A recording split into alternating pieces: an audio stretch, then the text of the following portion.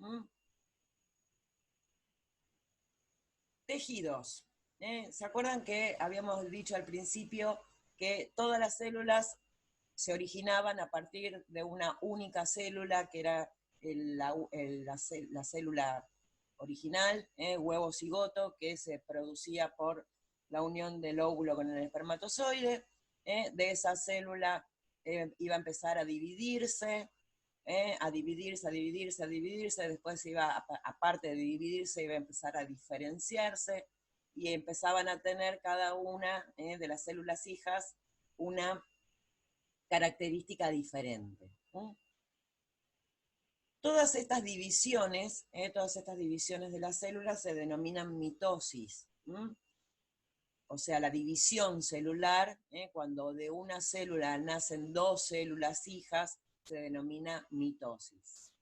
Después hay otro tipo de división celular que se denomina meiosis, pero esa es exclusivamente para las células germinales, o sea, para los óvulos y para los espermatozoides.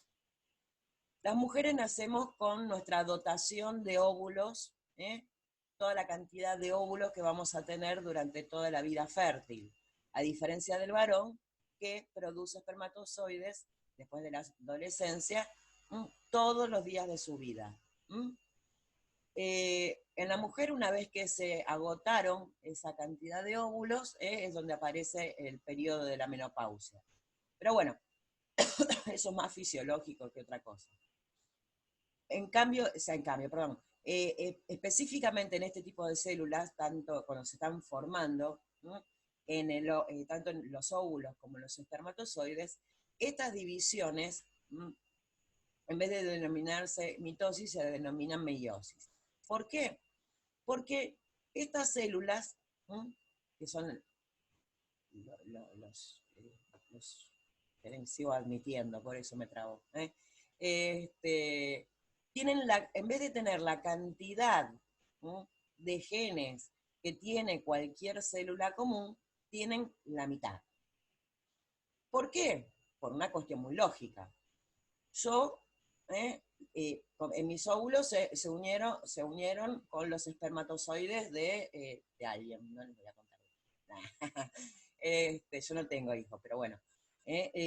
Los óvulos se unen con el espermatozoide. El óvulo tiene la mitad de la información genética y la otra mitad de la información genética la aporta el espermatozoide. Entonces, por eso tenemos la mitad de la información genética de mamá y la mitad de la información genética de papá. Por eso tenemos algunas cosas parecidas a mamá, algunas cosas parecidas a papá, no siempre las que nos hubieran gustado, pero bueno, es lo que nos tocó en la ruleta esta de la genética.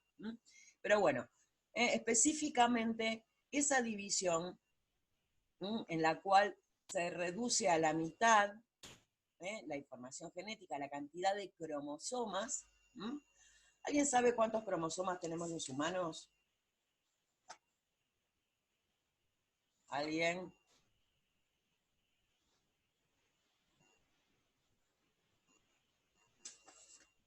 Me encanta lo que...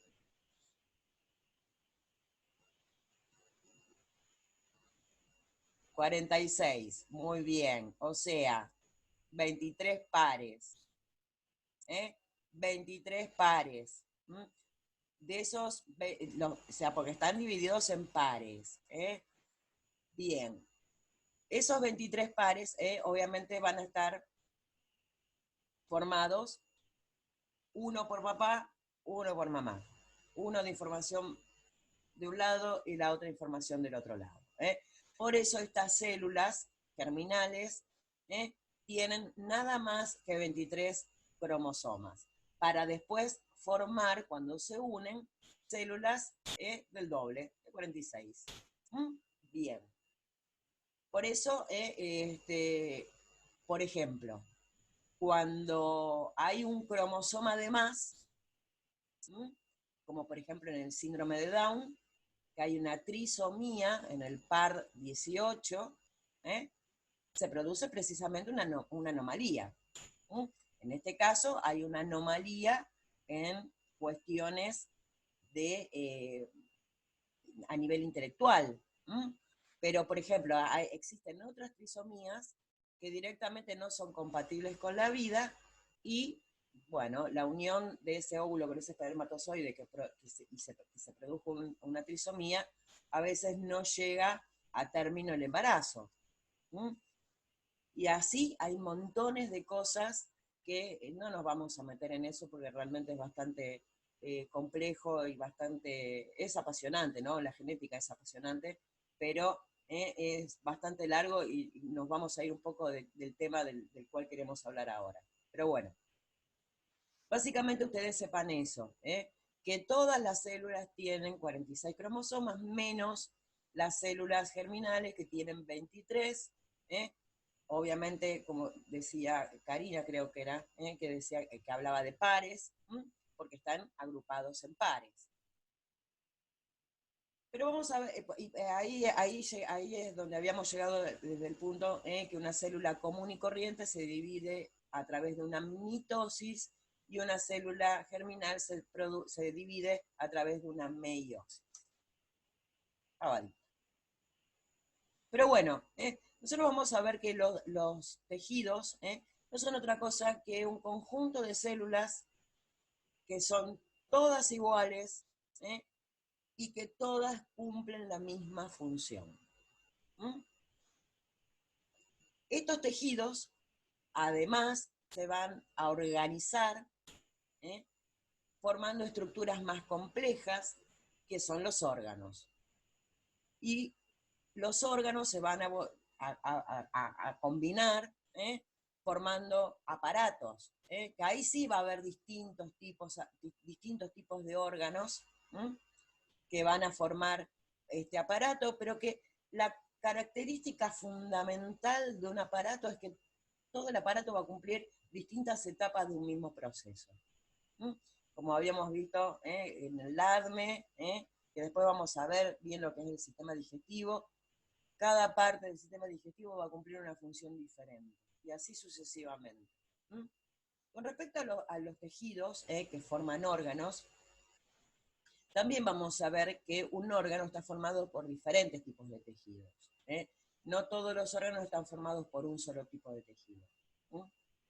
De hecho, por ejemplo, la piel que es el órgano más grande que tenemos en nuestro organismo, la piel es un órgano, aunque muchas personas no lo nieguen, sí es un órgano, y es el más grande que tenemos.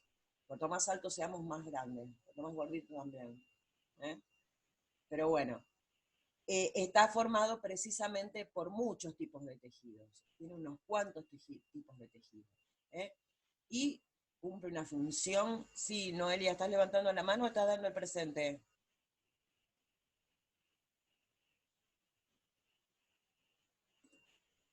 Bueno, porque veo una manito, por eso preguntaba. Bueno, básicamente recuerden esto.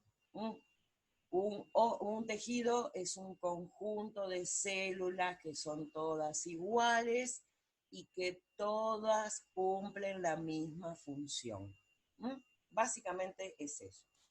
Después acá les habla de una especie de clasificación de los tejidos. Los tejidos animales se clasifican teniendo en cuenta el tipo y característica de sus células.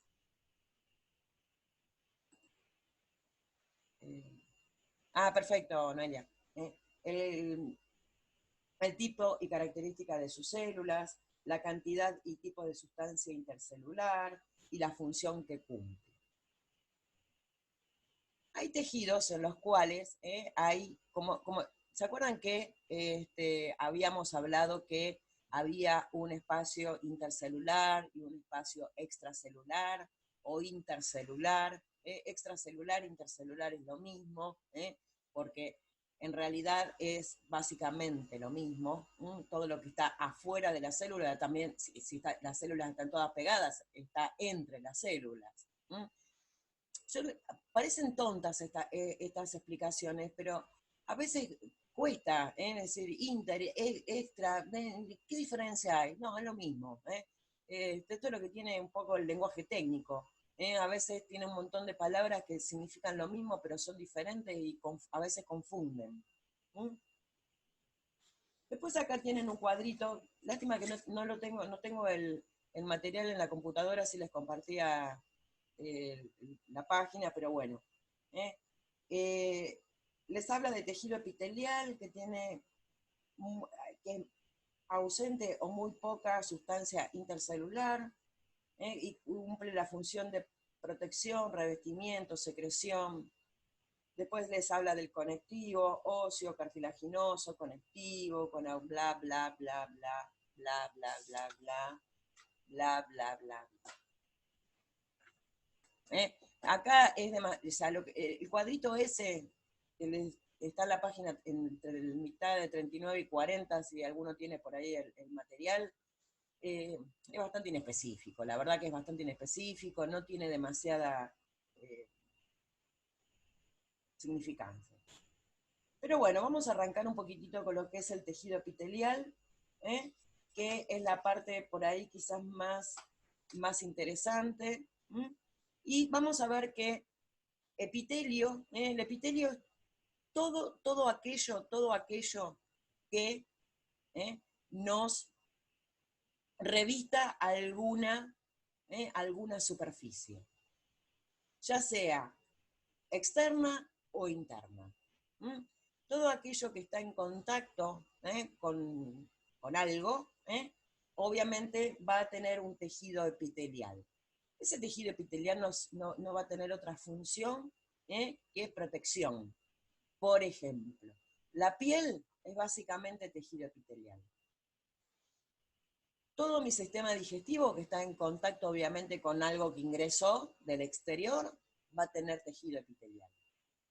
Todo el sistema respiratorio, ¿m?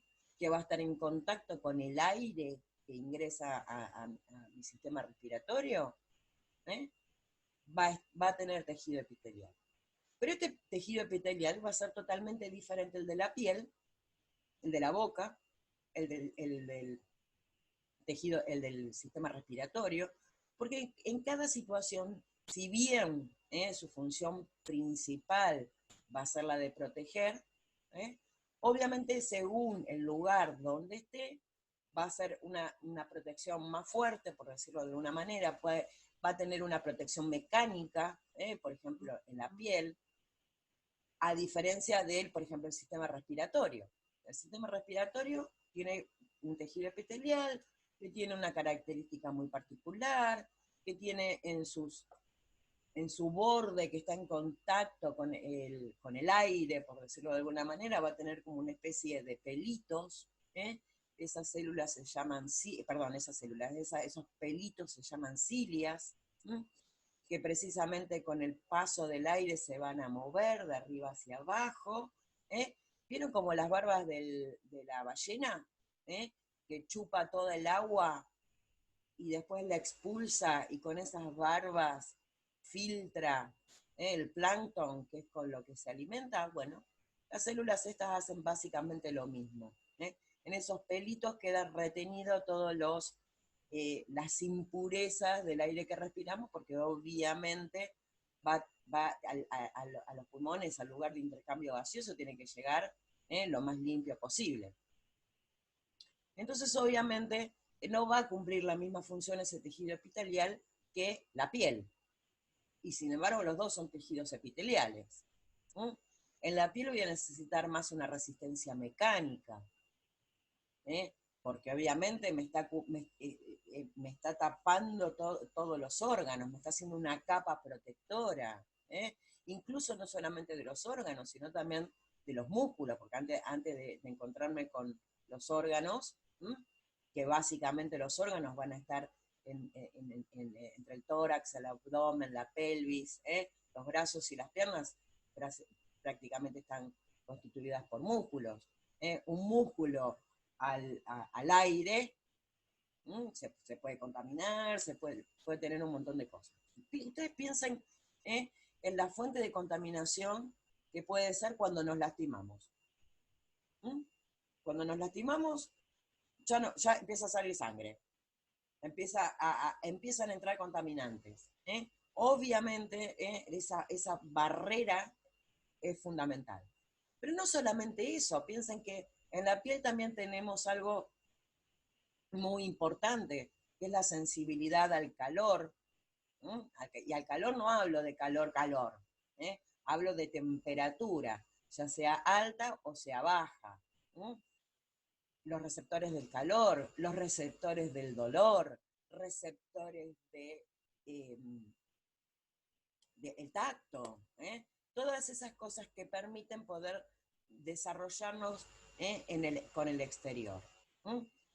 Yo tengo, o sea, gracias a mis receptores del tacto, puedo tocar y diferenciar distintas texturas.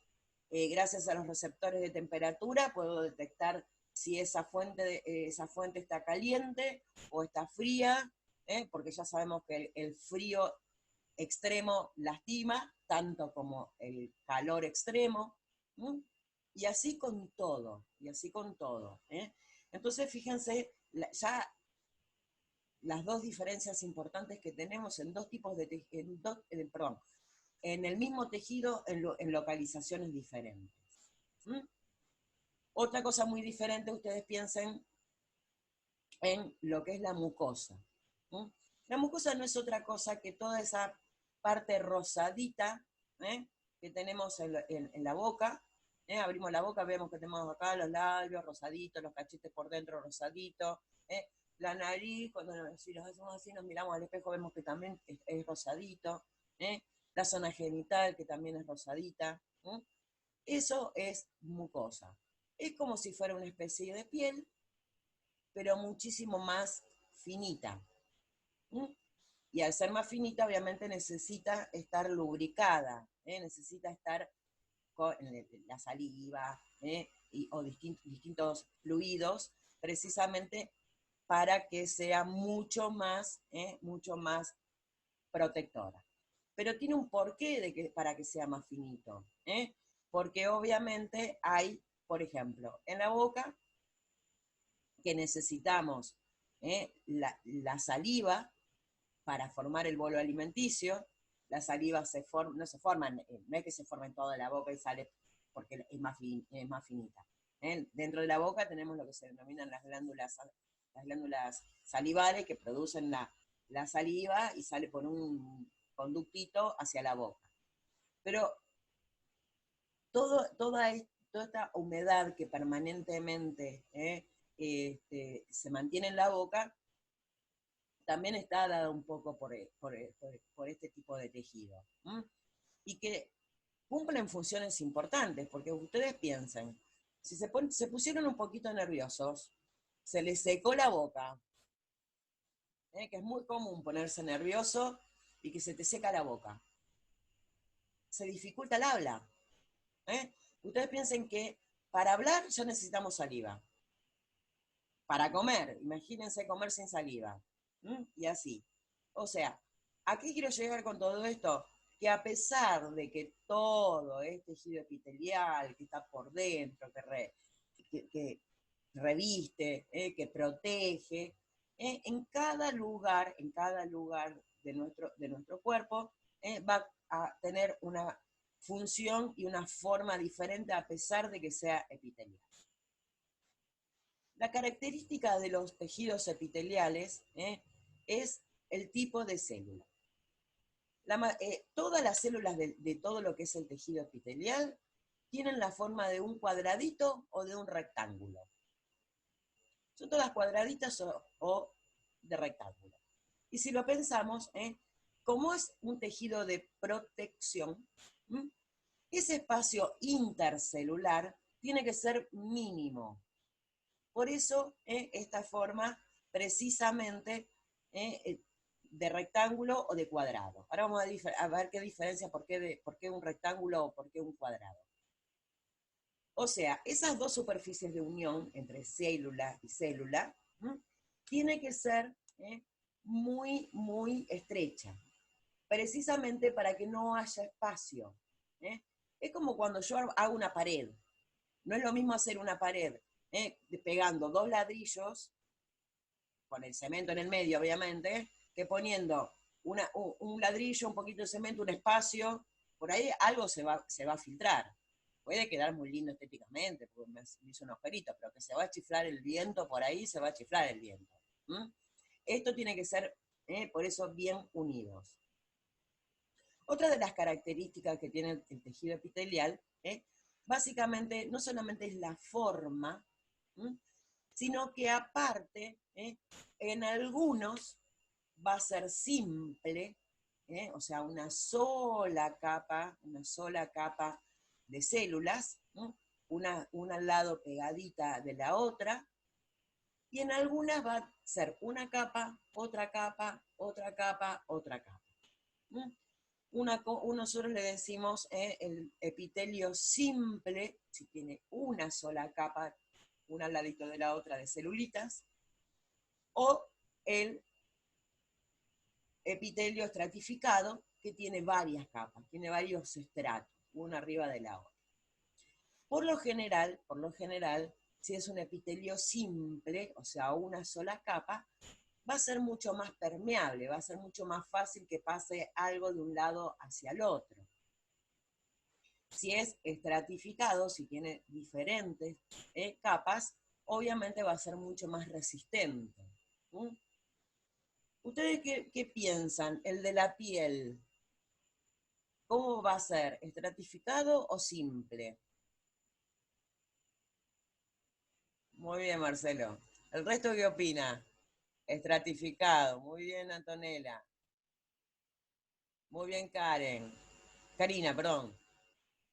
Marianela también. Muy bien, chicos. Por lógica, vieron que es bastante lógico. Yo necesito protección, necesito, muy bien, Gabriela, necesito que sean varias capas. Después hay uno que es muy, también muy característico, que es el del sistema respiratorio. Este no es ni simple ni estratificado. A este se lo denomina pseudo estratificado, o sea, parecido. Que sí, pero no. A simple vista, no lo vamos a ver a simple vista, pero si yo pongo un preparado de epitelio respiratorio en pseudo, ¿cómo? Sí, Karina, pseudo estratificado. Como si fuera estratificado, pero no lo es. Si yo lo pongo, tiene la apariencia, pero si lo miro un poquitito mejor, de nada. Si lo miro un poquitito mejor, voy a ver que no es estratificado. ¿Qué significa esto? Primero y principal, cuando yo estoy hablando de estratificado o simple, quiere decir que todas las bases de las células coinciden todas en el mismo punto. Entonces, por eso yo puedo identificar que es toda la hilera de celulitas, porque hay toda una línea acá abajo que me las une. Eso es lo que vendría a ser la parte basal, la base de la célula. Y la parte de arriba son todas iguales también. Por eso les decía lo de los ladrillitos, una pared. Lo mismo ocurre con el estratificado. Uno arriba del otro, pero siempre hay una separación neta entre capa y capa. En cambio, en el pseudoestratificado yo voy a ver que la base de una célula está por acá abajo, la parte de arriba está por acá arriba, la célula de al lado está por acá abajo y la del costado como que la completa. No todas las células tienen la misma altura. No tienen la misma altura, por eso algunas las voy a ver más altas, algunas veces las voy a ver más bajitas. Entonces, a simple vista, parece estratificado, pero en realidad no lo es. Por eso se le dice pseudo estratificado.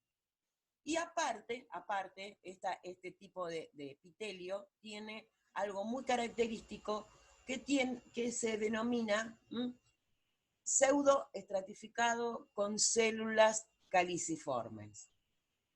¡Ay, qué cosa extraña es esta! Bueno, básicamente es pseudoestratificado, células con distintas alturas, que a simple vista parece estratificado, pero no lo es. Y esto de las células caliciformes, eso no es otra cosa que pequeñas celulitas que están en el medio, en el medio de estas células epiteliales, que tienen diferentes alturas, y lo que hacen es la producción de moco. Pero no moco, el moco ese que cuando estamos resfriados nos sale de la nariz. Es un moco lubricante que está en todo el aparato respiratorio y que va a cumplir una de las funciones más importantes que tiene el sistema respiratorio. Como yo les decía antes, lo de las cilias, esos pelitos, bueno, obviamente el moco que lubrica toda la vía respiratoria por dentro, también va a ayudar a la purificación de todo el aire que se respira. Va a permitir la fluidez de todas esas partículas que las cilias retuvieron para limpiar el aire que inspiramos. Entonces, en algún momento con las secreciones, toda esa mugrecita, que nosotros no lo vamos a ver, pero sí ocurre, va a salir.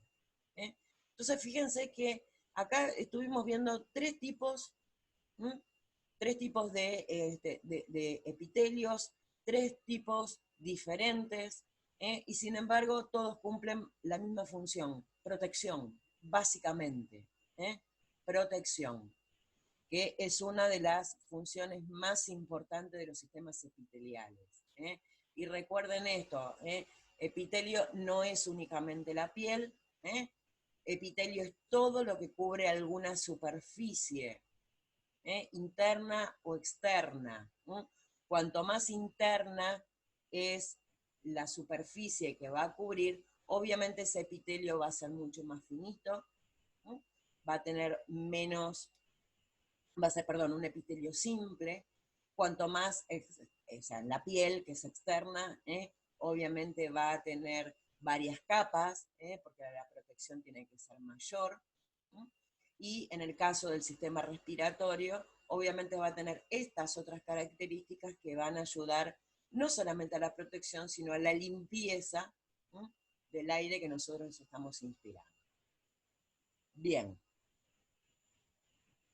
En el apunte se van a encontrar que habla mucho más del tejido epitelial.